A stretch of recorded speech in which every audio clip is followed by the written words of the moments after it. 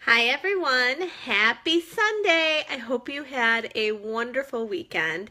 It turned out to be much nicer than I think anybody here in Buffalo was anticipating. I was glad to see that today the rain that was forecasted held off, and I was able to have a beautiful day outside with my daughter and with some friends. Earlier this week, I wrote a blog that talked about being in the right place at the right time and how synchronicity works in that manner. I talked about how my husband, when asked, should we go here or should we go there? And he chose the one place that was great for us to be. Hi, Mitzi. It's wonderful to see you virtually. But it's amazing how things do happen in the right time, in the right place. And you really can't force anything.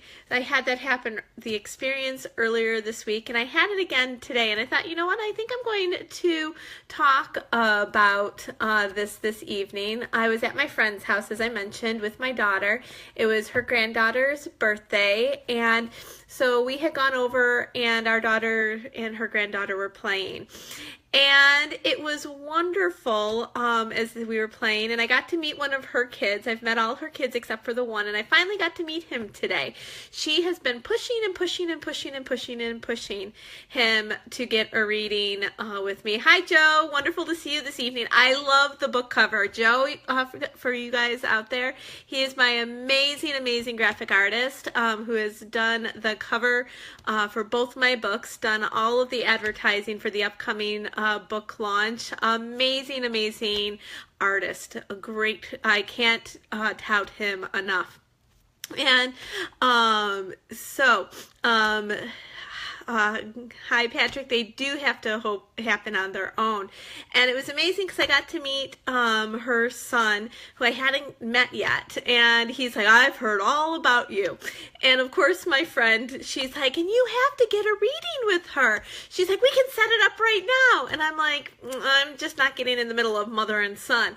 And he's just like, no, it's not. And he turns to me and he's like, no offense, but it's not what I want. And I was just like, it's all good. It's all good. No problems. And I even told my friend, I turned to her and I said, you know, honey, you cannot push him. If he were to come to me and it's not something he wants right here and right now, he's not going to get a good reading. And her daughter, who's standing there, she's like, oh yeah, we've had this conversation, because she and I don't want to see a client who is dragged into my office. I don't want people in life to be dragged to do something, because if you're dragged to do something, you're forcing an activity that just isn't meant to be at that time and in that place.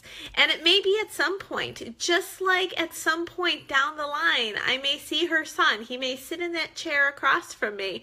And it's going to be when he chooses and when he is ready to sit down and get the reading, not because he is dragged there. To give an example of why you don't want to drag someone into a reading and why I cringe when I realize that someone has been dragged into a reading is a few years ago, friends who had kind of dated came to my office. The woman had insisted that this gentleman come because she thought that it would be incredibly healing for him, as he'd lost his wife.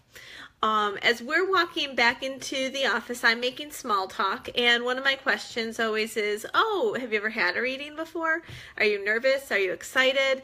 And his response to me was, I'm here. At which point I was like, oh, this is not going to go very well. The entire reading, he had his arms crossed, everything I said, it barely passed my lips, and he's like, that doesn't make sense. He wasn't open to anything. And even though I am certain his wife was sitting right there, patting him on the leg, telling him, come on, honey, listen to me, he was not receptive to it. If someone isn't receptive to what's going on in their life, they're not receptive to the reading, they're not receptive to the change, it's not going to happen. And so you can't push it on them. So don't. Go with the flow. Allow the synchronicities to guide you. And sometimes you don't even know the big choices that you're making that lead you to the right place in the right time. Like this earlier this week when we decided to run our errands and go to the craft store before we went to the office. Who knew that that was going to mean that we were at the right place to run into two women we needed to run into?